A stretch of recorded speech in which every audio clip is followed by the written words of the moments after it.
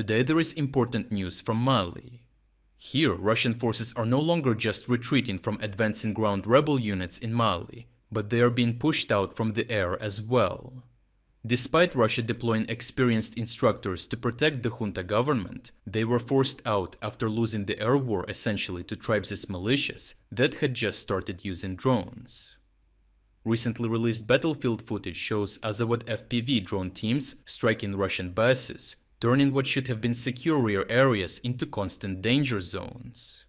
The low-cost kamikaze drones are hitting with precision, despite trucks and armored vehicles trying to escape their attacks. The intensity of the air assaults is forcing the Russian Africa Corps units into continuous movement, disrupting their logistics and ability to use bases as hideouts or help the government forces.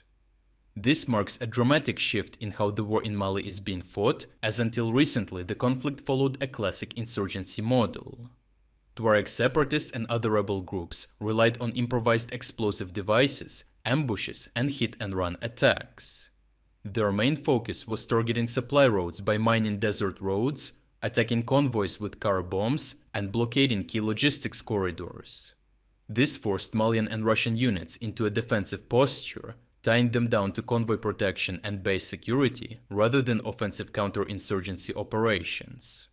Over time, this attritional strategy drained resources and limited government control extremely, allowing the rebels more presence, even though it rarely delivered decisive battlefield breakthroughs. As has become increasingly common after the war in Ukraine, Azawad militants began experimenting with FPV drones, which added a definitive new layer to their tactics. Initially, their efforts were limited to a small number of commercial drones with basic modifications, as inexperienced operators meant that early strikes were sporadic and had only a limited impact.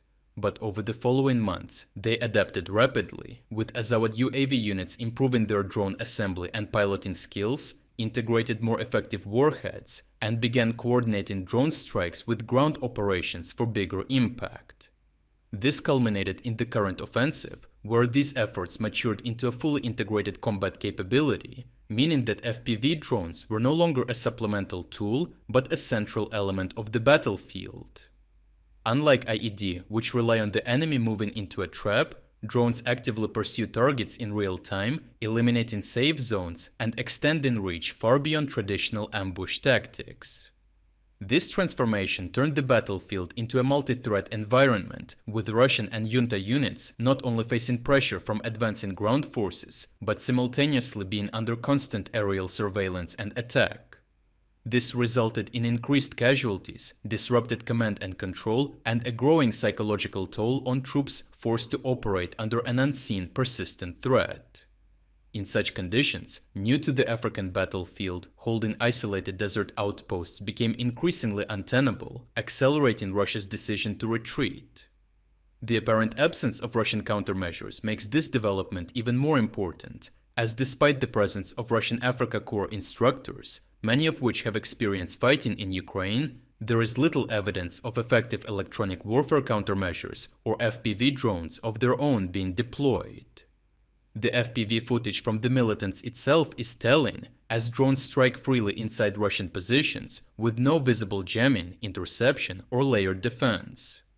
Even basic electronic warfare could have reduced the effectiveness of such attacks, yet it appears largely absent.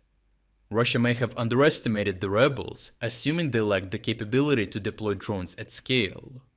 However, the main reason is that Russia's most advanced drone and counter-drone systems are heavily concentrated in Ukraine, where the intensity of the war demands constant prioritization. This leaves Russian expeditionary forces like those in Mali under-equipped and exposed, and as a result, Russian units effectively became easy targets as war is changing and everyone is adapting, but Russia is not able to keep up the pace, even in places where it wants to stay. Overall, Azawad forces have evolved from a traditional African rebel group into a hybrid force capable of combining classic guerrilla tactics with modern drone warfare.